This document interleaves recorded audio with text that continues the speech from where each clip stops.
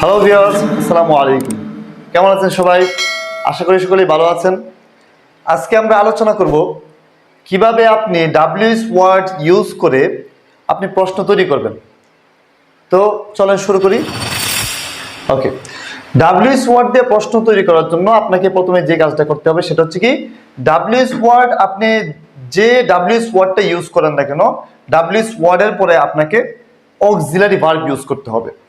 তো আমরা জানি অক্সিলারি ভার্ব আছে প্রায় 24টা, যেমন am, is, are, was, were, have, has, had, do, does, did, can, could, shall, should, will, would, may, might, must, ought to, need, dare, use to, এরকম।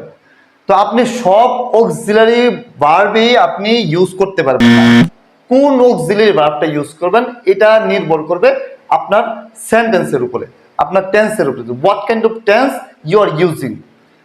তো আমরা আজকে যে টেন্সটা নিয়ে আলোচনা করব সেটা হচ্ছে কি, যে প্রেজেন্ট ইনডিফিনিট টেন্স। তো আমরা গত কয়েকটা ভিডিওর মধ্যে কিন্তু প্রেজেন্ট ইনডিফিনিট টেন্স নিয়ে আলোচনা করতেছি, যে প্রেজেন্ট ইনডিফিনিট টেন্স ইউজ করে কিভাবে আপনি ইংরেজি বাক্য তৈরি করবেন। কিন্তু আমি ভিডিওর মধ্যে আমি এটা প্রকাশ করতেছি না যে আমি কোন টেন্স নিয়ে আলোচনা করতেছি। আমি এটা প্রকাশ করতেছি না এই জন্যই আমি আপনাদেরকে গ্রামার শিখাচ্ছি হচ্ছে কি ইংলিশ ল্যাঙ্গুয়েজ, কিভাবে আপনি ইংলিশে কথা বলতে পারবেন, লিখতে পারবেন, পড়তে পারবেন, এটার জন্য। তো আমরা আজকে যে প্রশ্নটা নিয়ে আলোচনা করবো সেটা হচ্ছে কি, সাবজেক্ট বর্তমানে ভার্বের কাজটি কখন করে, কেন করে, কোথায় করে, কিভাবে করে, কে করে।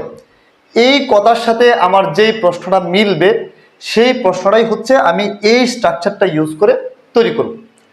যেমন কয়েকটা উদাহরণ দিই, যে আমি আপনাকে জিজ্ঞাসা করলাম আপনি কখন ভাত খান, আপনি রাতে কখন ঘুমান, আপনি দিনে কেন ঘুমান, আপনি রাতে কতক্ষণ টিভি দেখেন, আপনি রাতে কতক্ষণ পড়াশোনা করেন। এরকম প্রশ্ন যখন আমি করব, আমার প্রশ্নগুলো যখনই আমার এই কথার সাথে মিলে যাবে তখনই হচ্ছে আমরা এই রুলসটা ইউজ করে প্রশ্নটা তৈরি করব। তো কিভাবে তৈরি করব, প্রথমে আমি কোন ডাব্লিউএস ওয়ার্ডটা নিব এটা ডিপেন্ড করবে আমার প্রশ্নটা আমি কি দিয়া জিজ্ঞেস করতেছি। আমার প্রশ্নটা যদি হয় আমি কখন দিয়া করি, তাহলে আমাকে ডাব্লিউএস ওয়ার্ড হোয়েন নিতে হবে। এখানে দেখেন আমি অনেকগুলো ডাব্লিউএস ওয়ার্ড দিলাম, যে what, when, where, why, how, who. What অর্থ হচ্ছে কি, হোয়েন অর্থ হচ্ছে কখন, হোয়ার অর্থ হচ্ছে কোথায়, হোয়াই অর্থ হচ্ছে কেন, হাউ অর্থ হচ্ছে কিভাবে, হু অর্থ হচ্ছে কে। তো আপনি প্রশ্নটা কি দিয়ে করতে চাচ্ছেন সেটা ডিপেন্ড করবে আপনি কোন ডাব্লিউএস ওয়ার্ডটা ইউজ করবেন। যদি আপনার প্রশ্নটা হয় যে তুমি সকাল কয়টায় ঘুম থেকে উঠো, বা তুমি সকালে কখন ঘুম থেকে উঠো, এখানে আপনি প্রশ্নটা করছেন হোয়েন দিয়ে, যে কখন ঘুম থেকে উঠো, কখন ইংরেজি হচ্ছে হোয়েন, তাহলে আপনি এখানে ডাব্লিউএস ওয়ার্ডটা হোয়েন ইউজ করবেন। তো আপনি যে ডাব্লিউএস ওয়ার্ডটা ইউজ করেন না কেন, ডাব্লিউএস ওয়ার্ড করার পরে আপনাকে আবার ডু অথবা ডাজ দিতে হবে যদি আপনার প্রশ্নটা হাবোধক হয়। আর আপনার প্রশ্নটা যদি না বোধক হয় তাহলে আপনাকে ডোন্ট অথবা ডাজেন্ট দিতে হবে। এটা ডিপেন্ড করবে আপনার সাবজেক্টের উপরে, আপনার সাবজেক্টটা কি থার্ড পারসন সিঙ্গুলার নাম্বার কিনা। যদি আপনার subject third person singular number হয় তাহলে আপনি ডাজ অথবা ডাজেন্ট ইউজ করবেন। যদি আপনার subject third person singular number না হয় তাহলে আপনি ডু অথবা ডোন্ট ইউজ করবেন। তারপরে আপনি যেই কাজের জন্য প্রশ্নটা করবেন ওই কাজের ভার্ব ওয়ান, তারপরে অবজেক্ট, তারপরে এক্সটেনশন। চলেন আমরা কয়েকটা উদাহরণ দেখি আমরা যে রুলসটা শিখলাম সেই রুলসটা ব্যবহার করার মাধ্যমে। যেমন দেখেন আমি এখানে একটা উদাহরণ দিলাম, তুমি কেন আমাদের বাসায় আসো। দেখেন আমার এই প্রশ্নটা আমার আগের কথার সাথে মিলে গেছে। সেটা হচ্ছে কি, যে সাবজেক্ট কখন কাজটি করে, কেন করে, কোথায় করে। এখানে প্রশ্ন হচ্ছে কেন করে, যে তুমি কেন আমাদের বাসায় আসো, এই কাজটা তুমি কেন করো।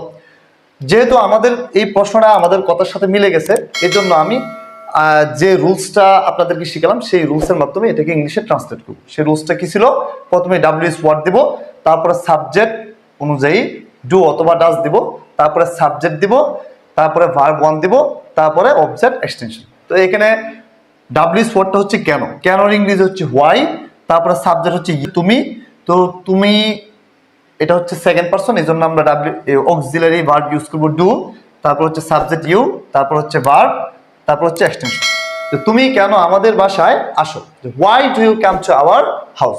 আরেকটা প্রশ্ন দেখে আমি এখানে নিচে উদাহরণের মাধ্যমে আপনাদেরকে দেখালাম, সে কিভাবে ইংরেজি শিখে। এই প্রশ্নটা আমার ওই কথাটার সাথে মিলে গেছে। সেটা হচ্ছে কি, সাবজেক্ট কাজটি কিভাবে করে, সে কিভাবে ইংরেজি শিখে। এখানে ডাব্লিউএস ওয়ার্ড হচ্ছে কিভাবে। তো কিভাবে এর ইংরেজি হচ্ছে হাউ। তারপর আমার এখানে সাবজেক্ট হচ্ছে সে, সে এর ইংরেজি হচ্ছে হি। সাবজেক্ট যেহেতু এখানে থার্ড পারসন সিঙ্গুলার নাম্বার, এই জন্য আমরা এখানে ডাজ ইউজ করব। তারপরে সাবজেক্ট, তারপরে এখানে কাজ হচ্ছে শিখা, শিখার ইংরেজি হচ্ছে লার্ন, এটাই ভার্ব 1। তারপর অবজেক্ট হচ্ছে ইংলিশ, যে how does he learn English. তো আশা করি আপনারা আজকে ক্লাসটি বুঝতে পেরেছেন।